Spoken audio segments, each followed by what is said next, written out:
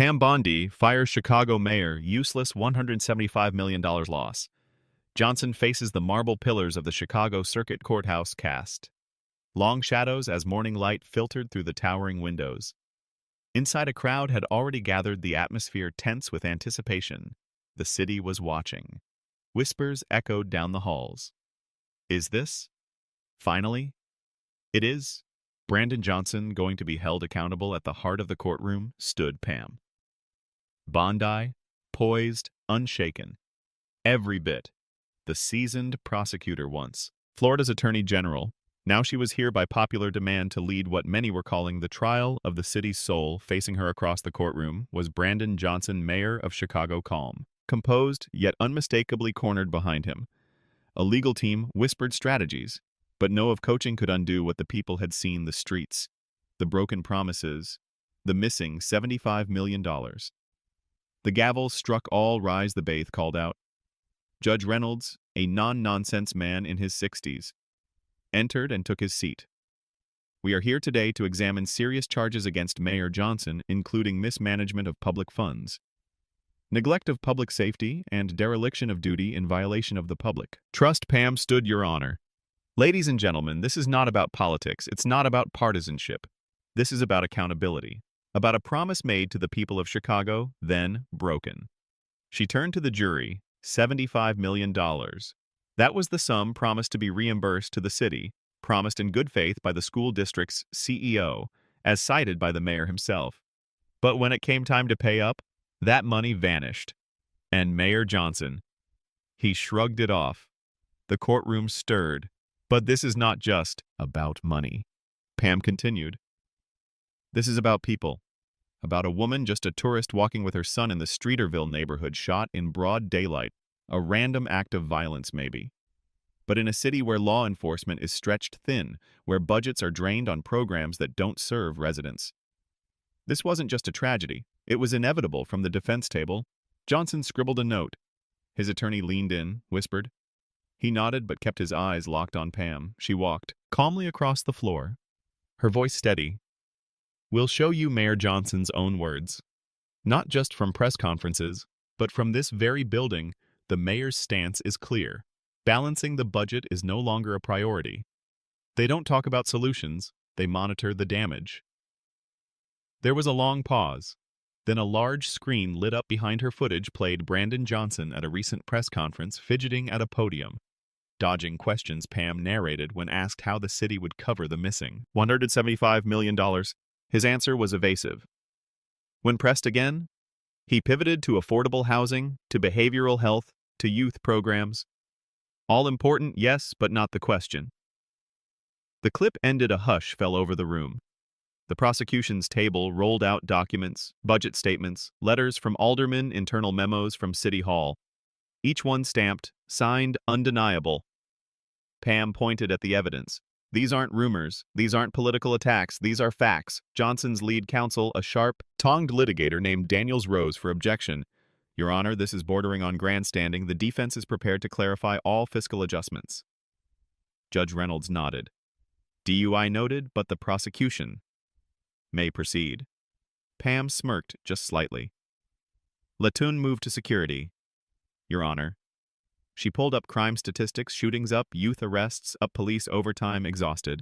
Then she played a second clip, this one of a reporter confronting Mayor Johnson, sir. For the second week in a row, mobs of teens attacked residents, vandalized shops, and terrorized downtown. Yet you were out of town campaigning. Then the next day you kicked off your re-election campaign. Can you explain that? The courtroom watched Johnson fumble for words. The clip cut off just as he pivoted again to workforce development and mental health programs. Pam turned to the jury. You saw it. He didn't answer because he didn't have one. Gasps broke the silence in the front row. A woman clutched her purse tightly. A man shook his head. Outside the courthouse, TV vans lined the curb. Social media buzzed with updates, and this was only the beginning. Pam fade the judge. Your Honor. We intend to prove that Brandon Johnson has failed in his duties, not just financially but morally. The city trusted him. They gave him power, and he returned their trust with empty words and vanished funds.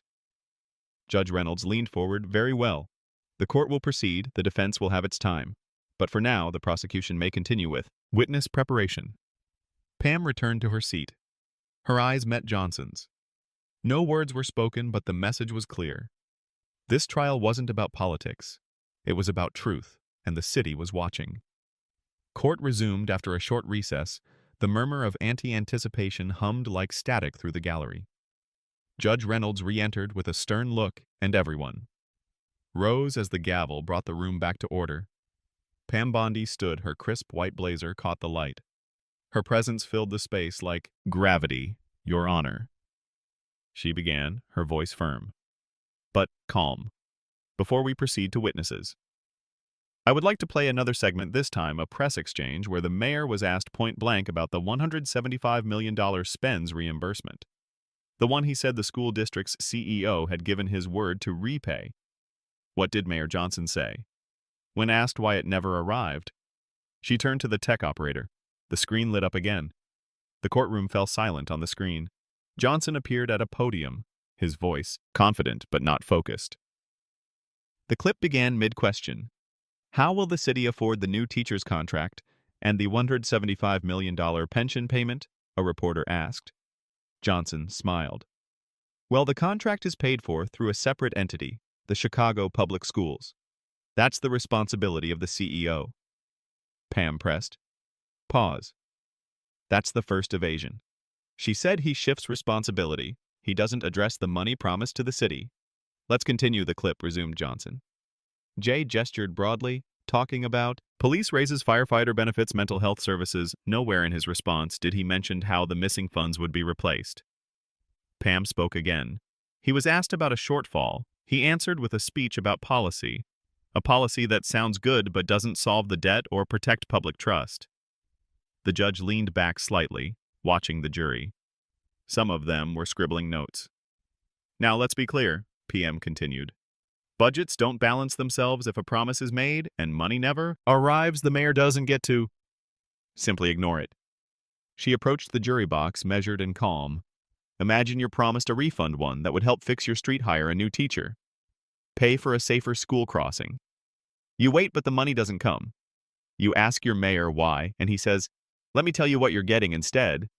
Smaller classrooms, sustainable schools. That sounds nice, but it's not the answer to your question. She paused, then added, and it's not leadership. The courtroom remained hushed.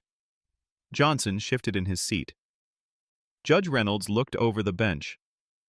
Colonel, proceed to your witness. Pam nodded. Prosecution calls.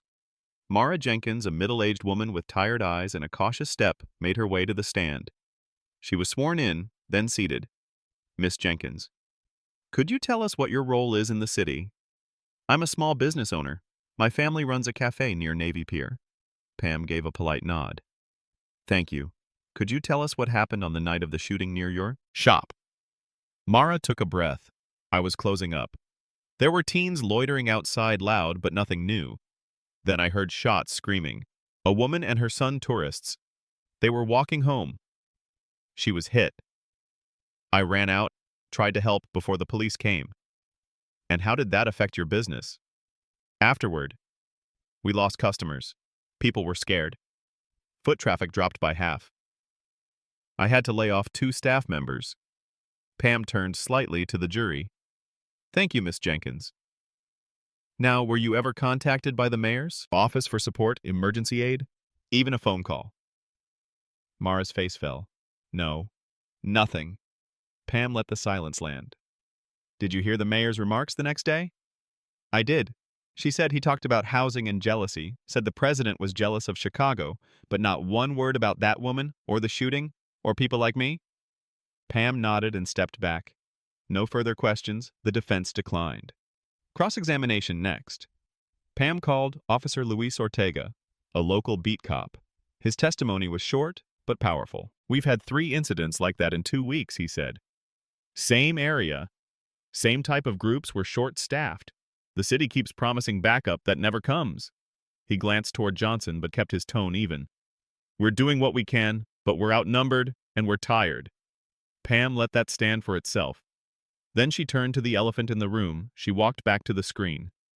Now, Your Honor, I want to revisit the moment when Mayor Johnson was asked why he launched his re-election fundraiser the day after the shooting. The clip began. How could you possibly think that this is the right time to kick off your re-election campaign? A reporter demanded. Johnson smiled. Here's what I'm focused on: creating opportunities, housing a stabilized workforce. He never mentioned the campaign, never acknowledged the shooting. Pam hit pause. To many of us, that sounded like a speech. She said to Miss Jenkins. It sounded like a shrug. She moved toward the jury. We'll hear the defense soon. They'll tell you the mayor had the right priorities, that he meant well, that he's focused on people. But here's the truth. Intent doesn't matter when results are absent. The judge called for lunch recess as people filed out. Cameras swiveled. News anchors updated live feeds, headlines buzzed. Mayor Johnson under fire in courtroom showdown. Chicago's budget crisis and the vanishing million ions victims' testimony cast shadow over mayor's record. Pam sat alone for a moment at the table, reviewing her notes. Her team stood quietly behind her. She was calm, precise, because the hardest part still lay ahead. The defense would speak soon, but the truth had already started echoing across the courtroom, and the city was still watching. The courtroom filled again after the lunch recess. Spectators took their seats quietly, the buzz from the hallways giving way to an expectant silence. Reporters whispered to cameras. The city was still glued to every moment, waiting to hear how Brandon Johnson would defend himself. Judge Reynolds entered and gave a brisk nod. Court is back in session. The defense.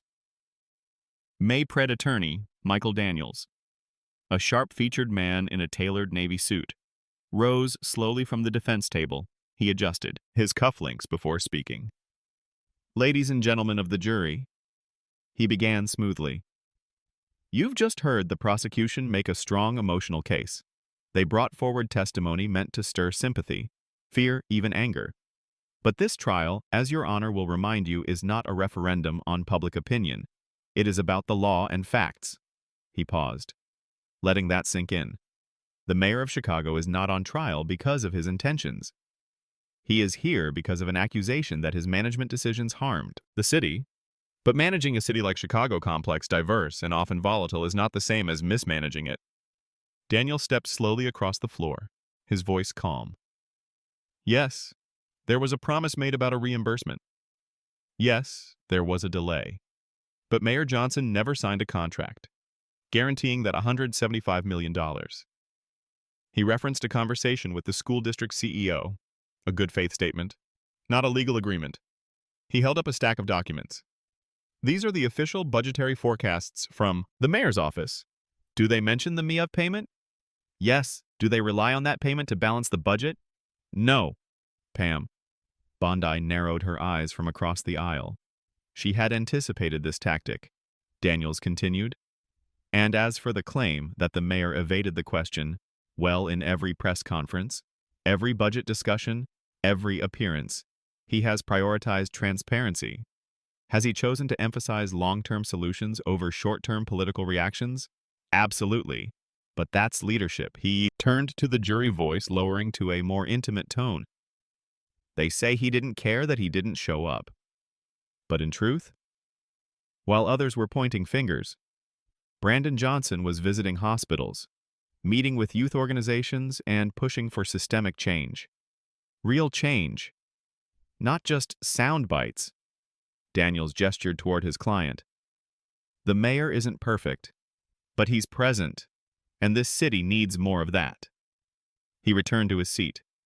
Johnson gave a slight nod of appreciation, but his face remained unreadable. Then the judge spoke. Mayor Johnson, you may take the stand. A soft rustle moved through the gallery as the mayor rose and approached the witness box. He was sworn in, then sat his back straight, hands folded neatly. Pam stood. Good afternoon, Mr. Mayor. Good afternoon. I'd like to begin with your own words. You said in a press briefing that the school district CEO gave you his word that the pension reimbursement would come. Is that correct? Yes, Johnson replied. We had an understanding. Was this? Understanding written? No. It was a verbal commitment. Pam nodded. So, nothing legally binding? No. And yet you built budget expectations around it. We built contingencies, he replied quickly. We anticipated both outcomes. Pam held up a copy of the city's mid-year budget review. This document, dated 6 months before the fiscal year end, includes a placeholder for incoming MEABF funds. Were you aware? Yes. And yet, when the money didn't arrive, you didn't cut expenditures. You increased them. New contracts, program expansions, more services. I increased investment in people, Johnson replied, because the needs are urgent, and because that's what my administration stands for. Pam stepped closer. Needs are always urgent. Mr. Mayor, but cities don't run on ideals, they run on numbers. You were told the funds might not come, you moved forward anyway. He looked down for a moment. I believed we would find a way. Pam didn't. Flinch, was that belief based on facts, or just hope silence? Then, she pivoted. Let's talk about crime. The Streeterville shooting. Why didn't you address it publicly the next day? I did, just not in the soundbite. The media wanted I address systemic causes, poverty, housing, lack of opportunity. I'm focused on prevention, not panic, but that woman was shot. Pam said, her voice rising slightly, a tourist shot in the chest. And your response the next day was what? To launch a campaign fundraiser. Johnson's expression hardened. I was not celebrating. I was meeting with organizers planning future solutions. The event was scheduled before the incident, and you didn't cancel. I didn't see the value in reactionary optics. Pam paused, letting his words echo some jurors' raised eyebrows. She walked slowly back to her table.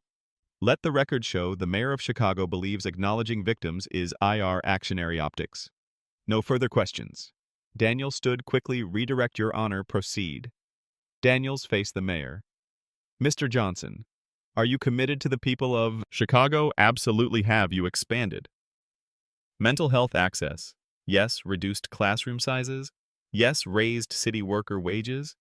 Yes. Has violent crime decreased in 2025 by 23%? Tote. Daniels turned to the jury.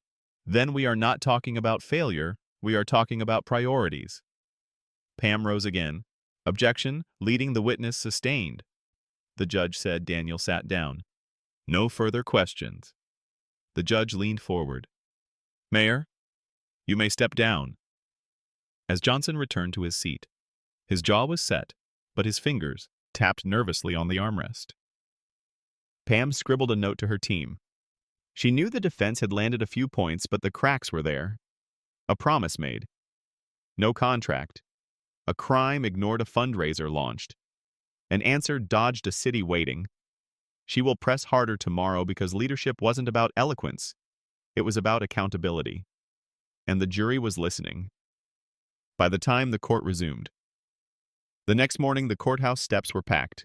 Protesters, reporters, curious citizens, everyone had come to witness history in the making. Some held signs that read WRES. The 175 million Chicago deserves better truth. Not talk. Inside, the courtroom felt heavier than before. The air was dense with tension, like the city's frustration had seeped into the walls overnight. Pam Bondi sat straight-backed at the prosecution table. Reviewing notes, she had one more angle to press, one that couldn't be spun with policy or PR trust. The most fragile currency in leadership. Judge Reynolds entered the gavel. Fell. The prosecution may continue. Pam stood and addressed the jury. Ladies and gentlemen, the mayor's team has told you this is about priorities, that leadership means choosing long-term solutions over political pressure. But I ask you, what good are solutions if people no longer trust the person offering them? She turned to the evidence monitor. This is a letter sent to aldermen shortly after the $175 million shortfall was acknowledged in it. The mayor's finance team admits they would monitor revenue and expenses and make adjustments later. In other words, hope for the best. She zoomed in on a section. There is no plan, no adjustment strategy, just passive language. Then, she played one final clip. A reporter asked, "How do you plan to balance the budget now that the payment didn't come?" A city official replied flatly, "I want to remove the notion of balanced budgets. You balance a budget when you pass it after that." You monitor. Laughter stirred in the courtroom. Gallery Judge Reynolds tapped his gavel order. Pam turned to the jury. This is your leadership monitoring, managing, watching. Acting. Hoping, not planning. She stepped back. We're not here because of one mistake. We're here because of a pattern. Evasion, distraction, overpromising, underperforming. Then she paused, and silence. Her voice softened when a city is hurting, when people are scared. Leadership doesn't hide behind policies and buzzwords. It shows up. It faces the hard truths. Even when those truths are ugly, she let her words linger. Your Honor, the prosecution rests. Daniels did not rise. Not yet. He glanced at Johnson, whose expression had grown distant. The mayor's hands were still. He didn't blink as he stared at the desk in front of him.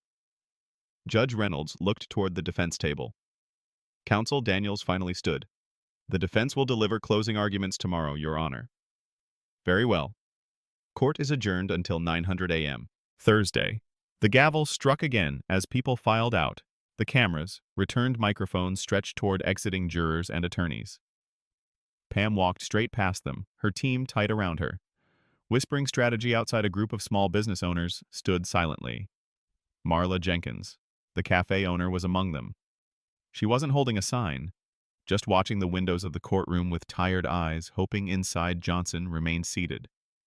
His team talked softly beside him, but he wasn't listening. His eyes were fixed on the seal above the judge's bench, the People's Court. He was starting to realize something. This wasn't just a trial about numbers. It wasn't about housing, due schools, or even pensions. It was about faith, and it was slipping away. The courtroom buzzed with tension as people filed back into their seats. It was the final day of testimony. The city was holding its breath. Mayor Johnson had barely spoken that morning. He sat stiffly staring down at his notes. His eyes were heavy, as if the weight of the entire trial was finally catching up with him. Daniel stood. The defense would now like to deliver its closing argument. Judge Reynolds gave a slight nod. Daniel stepped forward with confidence, but even he seemed less sharp than before. The fire in his tone had cooled, replaced by restraint. Ladies and gentlemen, he began, and you've heard many things this week. Emotional testimonies, difficult questions, public frustration, and yes, governance. Under pressure. He gestured toward Johnson.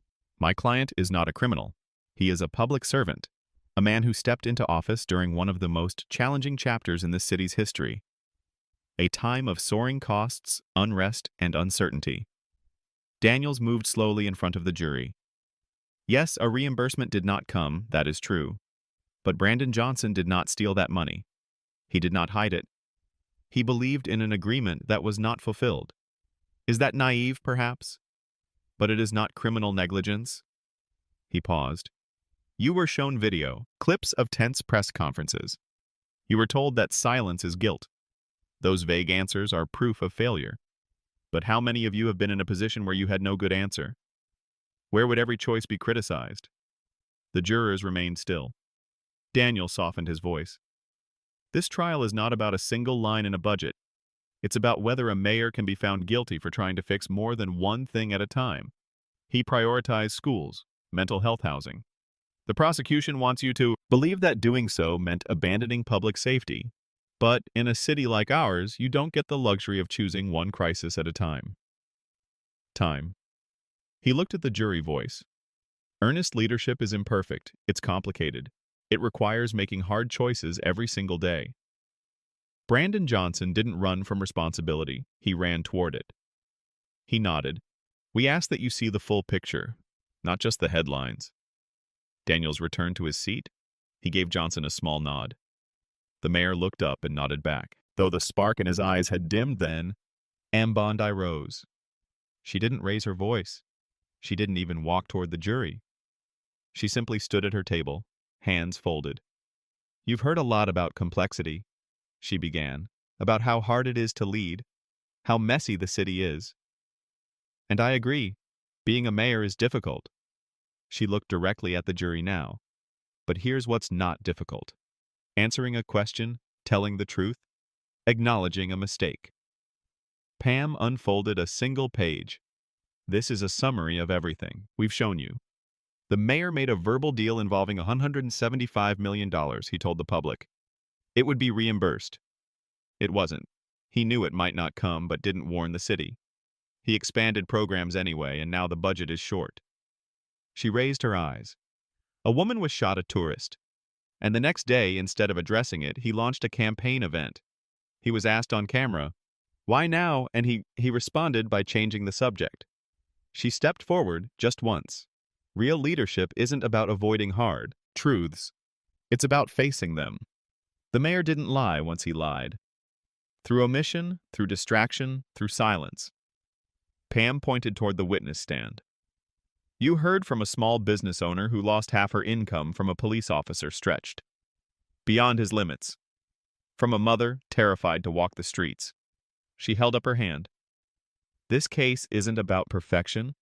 It's about accountability, not politics, not intentions, results. Pam returned to her seat. Judge Reynolds turned to the jury. Have now heard all the arguments. You will be given instructions and then retire to deliberate.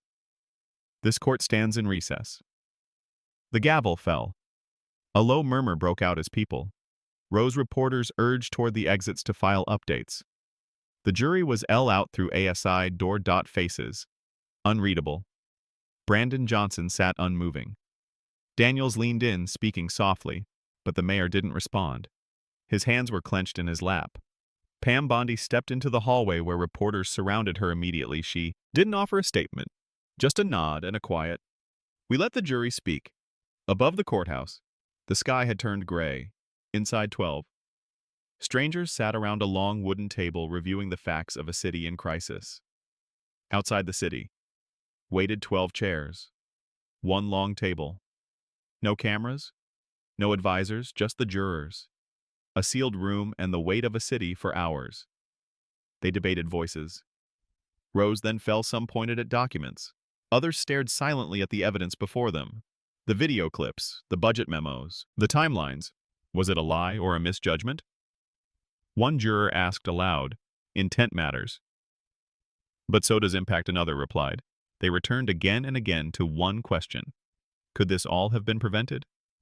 When the court reconvened, the air inside the courtroom was stiff with suspense. Every seat was filled. Cameras rolled quietly from the back. Chicago was watching. Waiting Mayor Brandon Johnson stood beside his attorney. He looked pale but composed. The same calm smile he had worn for months was gone. In its place was something closer to stillness, something heavy. Pam Bondi stood with her team behind her, her expression unreadable. The jury filed in, slow, silent eyes. Forward the forum, a soft-spoken woman in her 50s held the envelope in both hands. She passed it to the bailiff. The judge took it, opened it, and read his face. Did not change. Will the defendant please rise? Johnson stood. So did Daniels in the matter of fiscal misconduct through negligence. The jury finds the defendant. A pause. Guilty. A murmur rushed through the gallery, gasps, shuffling feet. Pam did not react. She simply closed her eyes for a moment. In the matter of public trust violation through failure to disclose material risks to city finances, the judge continued. Guilty. The weight of those words dropped like bricks. Johnson blinked for the first time in the entire trial. Emotion flashed across his face. His lips parted slightly. Not in protest, in disbelief. Daniels put a hand on his shoulder. Judge Reynolds tapped. The gavel once for quiet in light of this verdict, he said. This court will submit its recommendations to the appropriate City Council Ethics Committee and initiate a review for potential removal proceedings. He turned to the jury. You are dismissed with thanks from the court. Pam finally turned to her team and exhaled her shoulders. Loosened her eyes, scanned the room, not with triumph, but with gravity. She knew this wasn't a victory to celebrate. It was a reckoning.